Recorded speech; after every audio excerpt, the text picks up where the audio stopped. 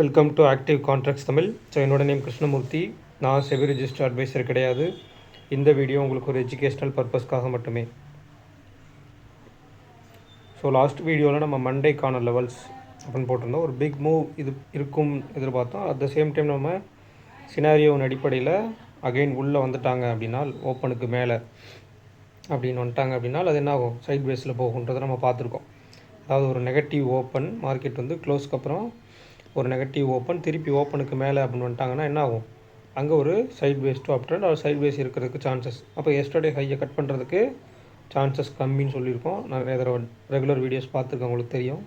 ஏன் அப்படின்னா ஒரு நெகட்டிவ் சென்டிமெண்ட்டில் முடிஞ்ச மார்க்கெட் கிட்டத்தட்ட ஒரு 155 பாயிண்ட் -155 பாயிண்ட் நெகட்டிவ் சென்டிமெண்ட்டில் முடிஞ்ச மார்க்கெட்டுக்கு அடுத்த நாள் இந்த ஹையை கட் பண்ணுறதுக்கு சான்சஸ் கம்மி. அப்போ என்ன ஆகணும், ஒரு நெகட்டிவ் ஓப்பன் அப்படின்னா ஓப்பனுக்கு கீழே இருந்து கீழே போகிறதுக்கான முற்படும். ஆனால் அந்த இடத்துல என்ன பண்ணியிருக்காங்க, எக்ஸாக்டாக நம்மளுடைய ஷார்ட் ரேஞ்சோட பாட்டம் அப்படின்னு கொடுக்கப்பட்ட அந்த லெவலில் சப்போர்ட் எடுத்துகிட்டு அகைன் திருப்பி உள்ளே வந்திருக்கு.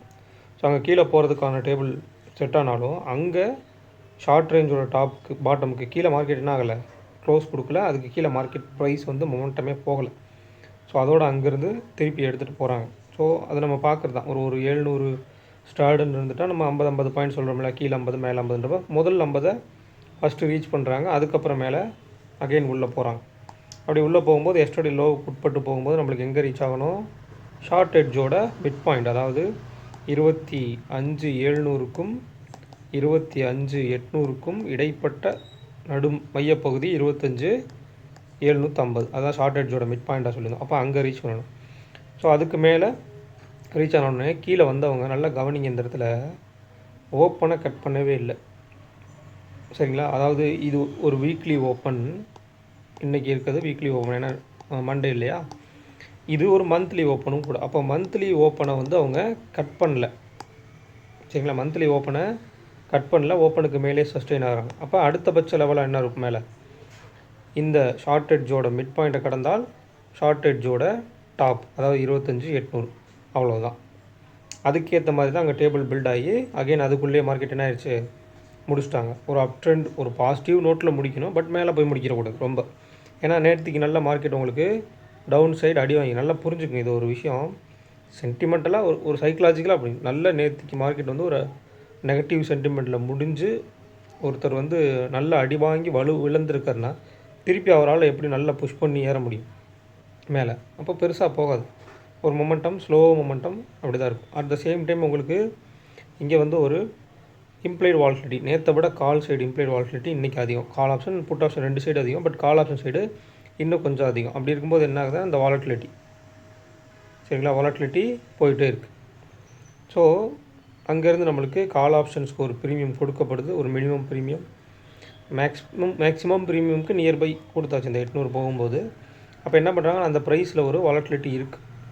இது நீங்கள் ப்ராப்பராக காலையில் இந்த இடத்துல நம்ம சப்போர்ட் எடுத்து போனோடனே நம்ம சொல்கிற மாதிரி இம்ப்ளைட் வாலட்டிலிட்டியும் அதிகம் அப்படிங்கும்போது டெல்டா ஹெட்ஜிங் போட்டிருக்கோம் இல்லையா, டெல்டாவில் ஹெட்ஜ் பண்ணியிருந்தாலே மினிமமாக ஒரு லாட் பண்ணியிருந்தாலே கிட்டத்தட்ட ஒரு 50,000க்கு ஒரு 3% ஆல்மோஸ்ட் ஒரு சின்ன ப்ராஃபிட்டாக நம்மளால் எடுத்துக்க முடியும். இது ரன் பண்ணி முடிஞ்சு அதை காமிக்கிறேன் உங்களுக்கு.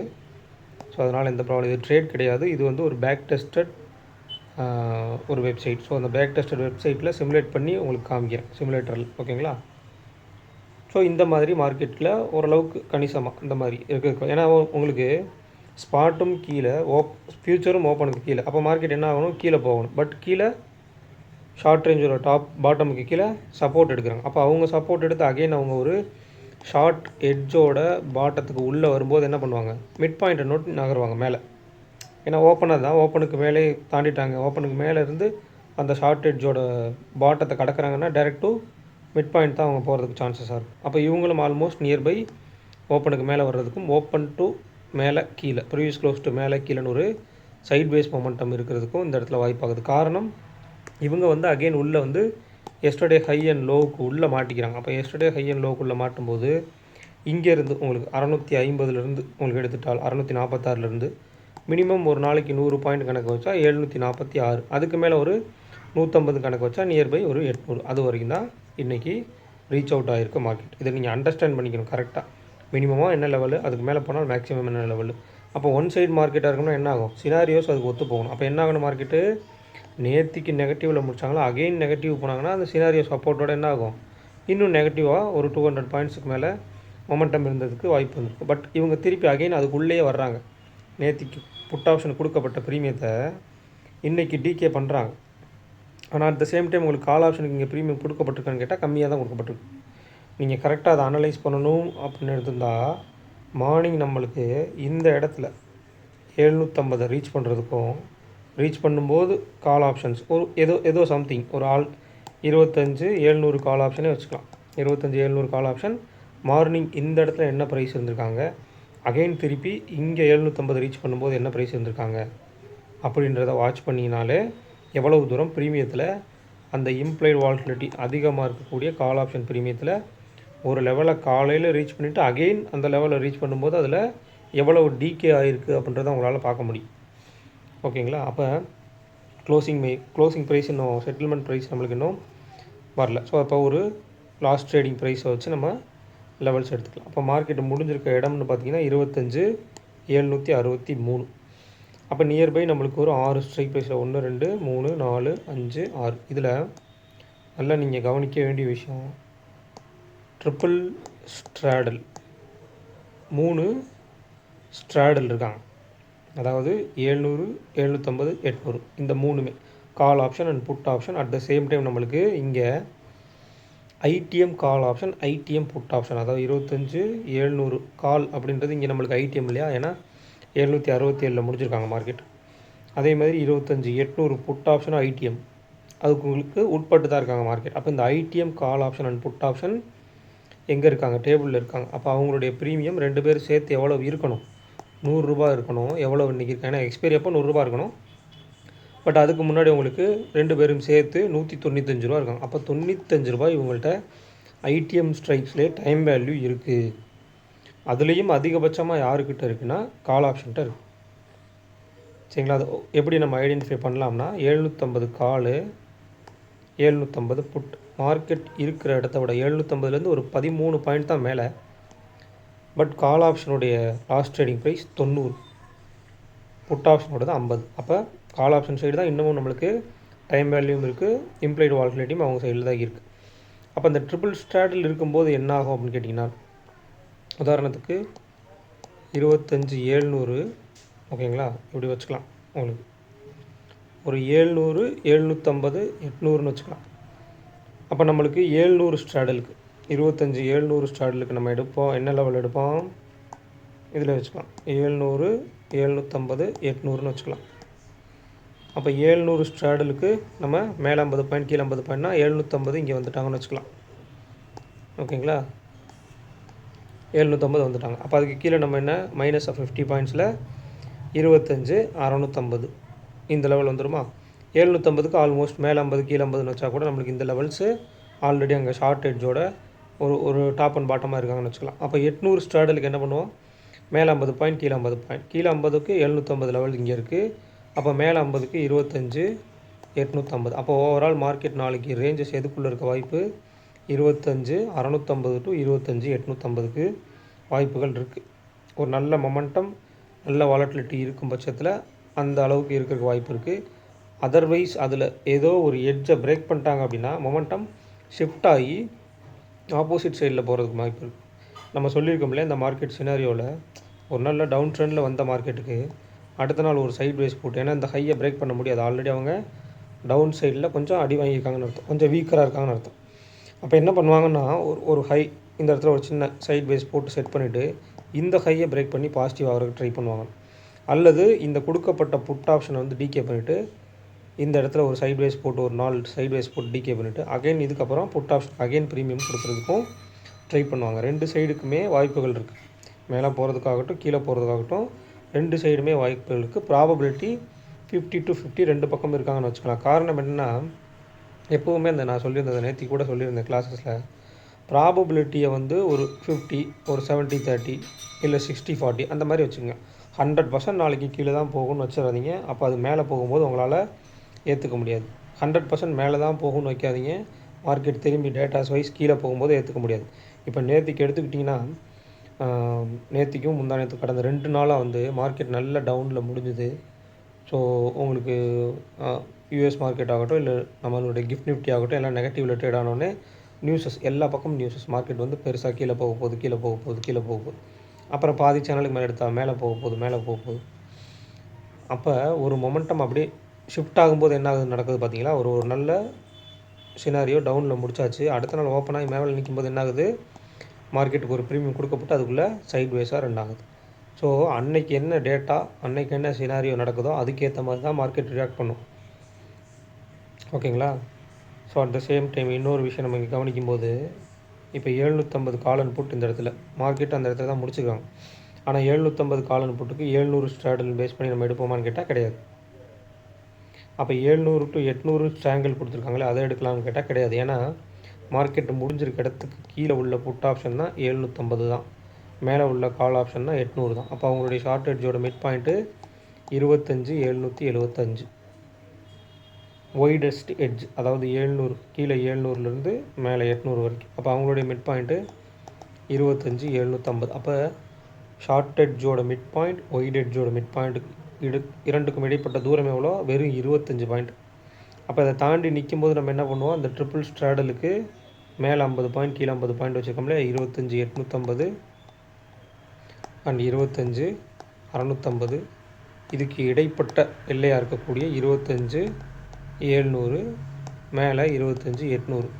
ஸோ இதிலெல்லாம் எப்படி ரியாக்ட் பண்ணுறாங்கன்றதை பொறுத்து ஓப்பன் மார்க்கெட்டில் ஒரு சப்போர்ட்டோ ஒரு ரெசிஸ்டன்ஸோ எடுத்து ரியாக்ட் பண்ணும் பட்சத்தில், அதை பிரேக் பண்ணாமல் இருக்கும் பட்சத்தில் அகெயின் அடுத்த சைடு ஆப்போசிட் சைடு ஒரு மொமெண்டம் இருக்கிறதுக்கும் வாய்ப்புகள். அப்போ ப்ரீமியத்தின் அடிப்படையில் நம்ம எப்படி எடுக்கலாம்னா, இங்கே 750 தான் உங்களுக்கு ஷார்ட் எட்ஜோட பாட்டம், ஷார்ட் எட்ஜோட டாப் வந்து 800. அப்போ இவங்களை பேஸ் பண்ணி எடுக்கலாம். அப்போ 750 புட் ஆப்ஷனுடைய க்ளோஸ் வந்து 49 அப்படின்னு எடுத்துக்கிட்டால் 25,700. ஓகேங்களா? 25,700 அப்படின்றது ஷார்ட் ரேஞ்சோட பாட்டம். ஷார்ட் ரேஞ்சோட டாப் வந்து 25,863. அடுத்தது நம்மளுக்கு ஒய்டஸ்ட் எட்ஜ்னு எடுத்துக்கிட்டால் கிட்டத்தட்ட 60, 40, 100, 112 அப்படின்னா 750 மைனஸ் 112 எடுத்துக்கிட்டால் 638. அதாவது 25,638. அப்போ இன்றைக்கி லோ என்ன? 646. அப்போ அதுக்கு கீழே போனால் அங்கே ஒரு சப்போர்ட் இருக்க மாதிரி இருக்கும். அப்போ ஆல்மோஸ்ட் அந்த 25,650க்கு நியர்பை டபுள் சப்போர்ட் இருக்காங்க. அதே 112 மேலே மைனஸ் ப்ளஸ் பண்ணிங்க அப்படின்னா 25,912, 800 ப்ளஸ் பண்ணால் அவங்க ஒயிட் ரேஞ்சோட டாப். ஸோ 25,638 ஒயிட் ரேஞ்சோட பாட்டம். அப்போ மேலே நம்மளுக்கு லெவல் என்ன இன்க்ரீஸ் ஆகிருக்கு? கால் ஆப்ஷன் சைடு இன்னும் 50 பாயிண்ட் ஆட் ஆகி இன்க்ரீஸ் ஆகிருக்கு. காரணம் என்ன? இங்கே உங்களுக்கு option premium call option side time வேல்யூவோட அதிகமாக இருக்குது. ஓகேங்களா? ஸோ செட்டில்மெண்ட் ப்ரைஸ் இன்னும் வராதனால ஐவி கொஞ்சம் மிஸ்மேட்சிங்காக இருக்கும். பட் செட்டில்மெண்ட் ப்ரைஸ் வந்துட்டாங்கன்னா ஐவி ஓரளவுக்கு ஈக்குவலண்ட் ஆகிடும். அப்போ ஆல்மோஸ்ட் இந்த இடத்துல க்ளோசிங் டைமில் செட்டில்மெண்ட் டைமில் என்ன ஐவி வருதுன்னு பார்த்துக்குங்க. நம்ம எடுத்துருக்கக்கூடிய ஷார்ட் ரேஞ்சோட பாட்டம், ஷார்ட் ரேஞ்சோட டாப் அண்ட் பாட்டம், அதே மாதிரி ஒயிட் ரேஞ்சோட டாப் அண்ட் பாட்டம் இதெல்லாமே செட்டில்மெண்ட் ப்ரைஸஸ் வந்ததுக்கப்புறம் மாறும். அதுக்கேற்ற மாதிரி நீங்கள் எடுத்து நோட் பண்ணிக்கோங்க. ஏன்னா நான் வந்து வெறுமனே லாஸ்ட் ட்ரேடிங் ப்ரைஸில் தான் இருக்குது. அப்போ இதில் பார்க்கும்போது ஆல்மோஸ்ட் உங்களுக்கு கால் சைடு தான் இம்ப்ளைடு வாலிடிட்டி ஜாஸ்தியாக இருக்குது. அப்போ கால் ஆப்ஷனுக்கு என்ன பண்ணலாம்? ப்ரீமியம் கொடுக்கப்பட்டு ஒரு ரெசிஸ்டன்ஸ் எடுத்து கரைக்கலாம். இல்லை அந்த ரெசிஸ்டன்ஸ் எடுத்து கீழே வராமல் அங்கேயே சைட் வேஸ் போட்டு டவுன் பண்ணலாம். அல்லது ஓப்பன்லேருந்தே கால் ஆப்ஷனுடைய ப்ரீமியத்தை டிகே பண்ணுறதுக்கான வேலைகளுக்கு மார்க்கெட் முற்படலாம். அப்போ 0 to ஹீரோ எந்த பக்கம் அமைய போகுது, எப்படி அமைய போகுது அப்படின்றதெல்லாம் பார்க்கணும். ஒரு டேபிளுடைய மிட் பாயிண்ட் இப்போ ஆல்மோஸ்ட் வந்து 700, 800, மிட் பாயிண்ட் 750, அங்கே தான் மார்க்கெட்டை முடிச்சுக்கிறாங்க. அகெயின் வேற ஒரு இடத்துலேருந்து மார்க்கெட் வந்து ஒரு அப்பர் ஹேண்டோ இல்லை லோயர் ஹேண்டோ எடுக்கும்போது ஒரு பாசிட்டிவ் நோட்டோ இல்லை நெகட்டிவ் நோட்லேயே ஓப்பன் ஆகும்போது அங்கேருந்து ரிவர்சல் எடுத்துகிட்டா டேரெக்ட் டு மிட் பாயிண்ட் வர்றதுக்கான சான்சஸ் இருக்கா? டேபிள் அப்படி அமையுதா? சினாரியோஸ் படி அப்படி இருக்காங்களான்னு பார்க்கணும். இதெல்லாம் கொஞ்சம் அண்டர்ஸ்டாண்ட் பண்ணிக்கிட்டீங்கன்னா தான் எந்த மாதிரி ஓப்பன் மார்க்கெட்டில் பண்ணுறாங்க, அப்புறம் டேபிள் ஒரு லெவலில் ரீச் பண்ணும்போது எப்படி பில்ட் ஆகிறதுக்கு சான்சஸ். அப்போ ஒரு மார்க்கெட் கீழேருந்து மேலே போகிறாங்க அப்படின்னா, கீழேருந்து ஒரு லெவலில் மேலே ரீச் பண்ணுறாங்கன்னா அங்கே எந்த மாதிரிலாம் டேபிள் வந்து செட் பண்ணியிருப்பாங்கன்றதை உங்களால் ஐடென்டிஃபை பண்ண முடியும்.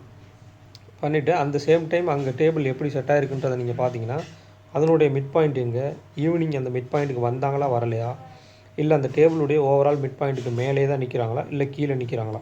அப்போ திருப்பி அந்த மிட் பாயிண்ட்டை ரீச் பண்ணுறதுக்கு உண்டான தூரம் இருக்கு இல்லையா, அதுதான் 0 to ஹீரோவாக இருக்கும். அப்போ அதில் ப்ரீமியம் எவ்வளோ தூரம் டிகே ஆகுது அப்படின்றதெல்லாம் ஒரு கால்குலேட்டிவாக எடுத்து வச்சிங்க அப்படின்னாலே 0 to ஹீரோ எந்த பக்கம் நடக்க போகுதுன்றது தெரியும்.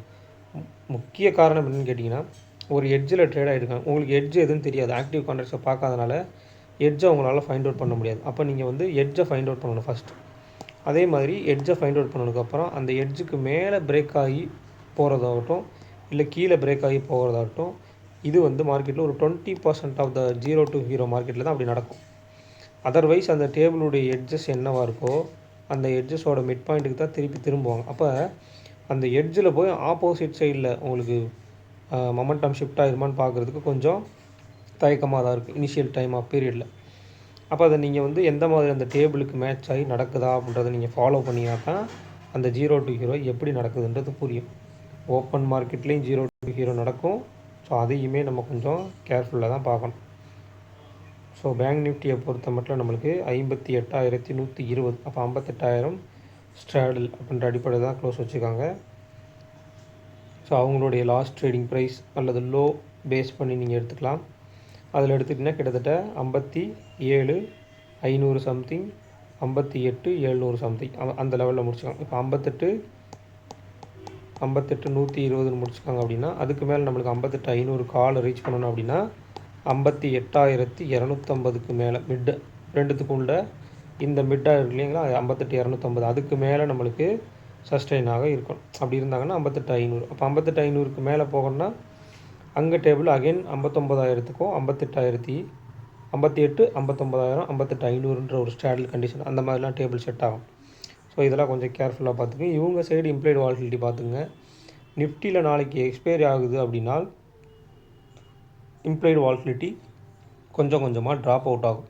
அப்போ ட்ராப் அவுட் ஆகும் பட்சத்தில் நீங்கள் நெக்ஸ்ட் வீக்குக்கான இம்ப்ளைடு வாலட்டிலிட்டியை பார்க்கணும் எக்ஸ்பைரி டயத்தில். ஸோ அப்படி பார்த்தீங்கன்னா உங்களுக்கு ஒரு சின்ன ஐடியா கிடைக்கும் நெக்ஸ்ட் வீக் எக்ஸ்பைரி டயத்தில் இம்ப்ளைடு வாலட்டிலிட்டி எப்படி இருக்கும்.